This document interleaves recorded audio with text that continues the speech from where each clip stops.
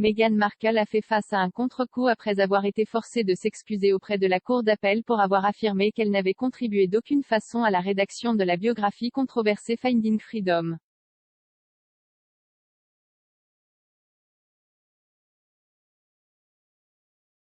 Meghan Markle avait précédemment affirmé qu'elle n'avait joué aucun rôle dans la rédaction du livre.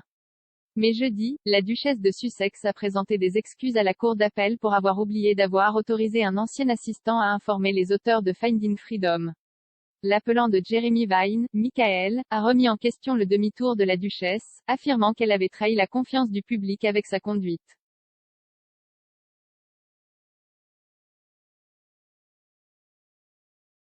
Michael a déclaré, c'est cohérent. Elle a toujours été pleine d'extraits sonores et le classique était quand elle s'est impliquée pour la première fois avec la famille royale.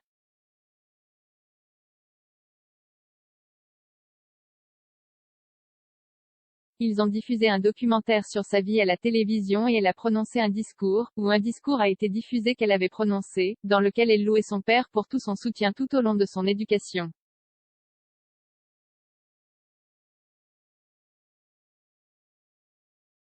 Plus tard, ils ont montré un autre discours où elle était dans une organisation de femmes, et donc adapté pour ne pas inclure son père, où elle a aérographié le père en affirmant qu'elle devait travailler pour financer ses études, ce qui était une contradiction.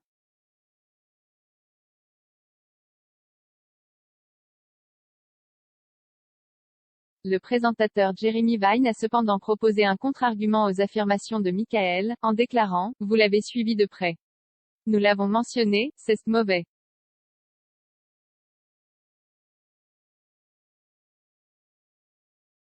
Elle a dit qu'elle n'avait pas coopéré, puis elle a dit qu'elle avait oublié et elle l'a fait. Cependant, il y a des défenseurs de Meghan qui disent que tout cela est motivé par des gens qui n'aiment pas les Américains, n'aiment pas les gens de couleur, ne comme les gens qui viennent d'un autre pays et se marient dans la famille royale.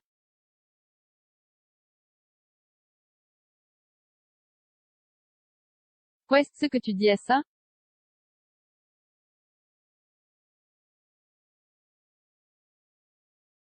Mais citant les panélistes de Vine, Christo Foufa, Michael a renouvelé ses affirmations, ils sont aveugles.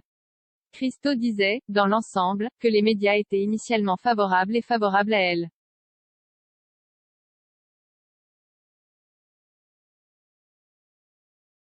C'était fondamentalement vrai, et c'était vrai du public. Et elle a trahi la confiance du public en elle.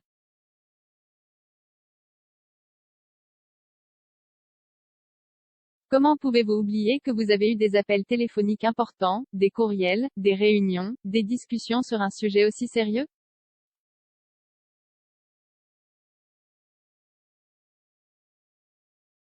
Suite à la publication de Finding Freedom, Meghan Markle et le prince Harry se sont distanciés de la biographie, affirmant qu'ils n'avaient joué aucun rôle dans le processus d'écriture.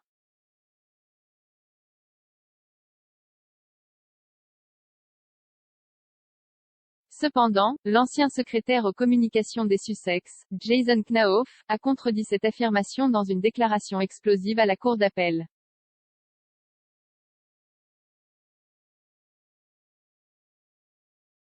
Monsieur Knauf, qui travaille maintenant en tant que directeur général du prince William et Kate, la fondation caritative de la duchesse de Cambridge, a déclaré que les auteurs des livres avaient été informés à la demande de Harry et Meghan.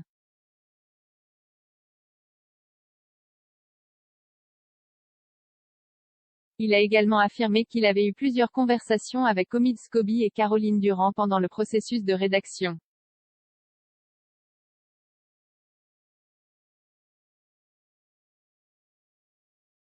Monsieur Knauf a déclaré, alors que les auteurs en ont discuté avec moi dans le cadre d'un contact normal avec le bureau de presse du palais de Kensington, le duc et la duchesse ont ensuite autorisé une coopération spécifique par écrit en décembre 2018.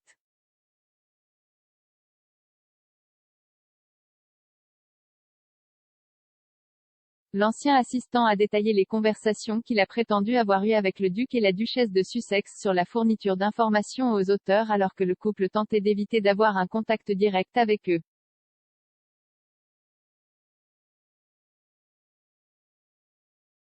Dans une déclaration de témoin, qui, comme celle de Monsieur Knauf, a été rendue publique par des avocats à la suite d'une demande des médias, Meghan s'est excusée.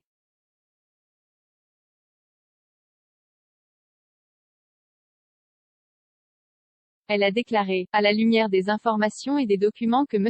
Knauf a fournis, j'accepte que M. Knauf a fourni des informations aux auteurs du livre et qu'il l'a fait à ma connaissance, pour une réunion qu'il avait planifiée avec les auteurs en sa qualité de secrétaire à la communication.